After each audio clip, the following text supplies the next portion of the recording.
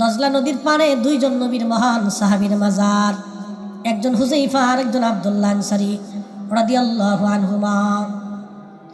এই দুইজনের মাজার ছিল দজলা নদীর পানির কারণে ঢেউে ঢেউে পার ভেঙে ফেলে দেওয়ার পরে হুযায়ফা রাদিয়াল্লাহু আনহুর কবরের এক পাশ ভেঙে মাটি দজলা নিয়ে চলে গেল। ভিতরে ঢেউে ঢেউে ঢেউে ঢেউে পানি ঢুকতে লাগলো।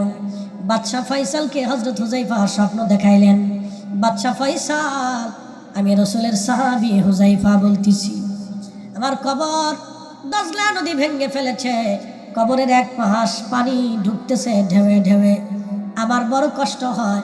আমার পাশে নবীর আরেকজন সাহাবী ঘুমানো আব্দুল্লাহ আনসারী, পানির কারণে তার কবর স্যাঁতসেঁতে হয়ে গেছে, তারও কবরের মধ্যে কষ্ট হয়।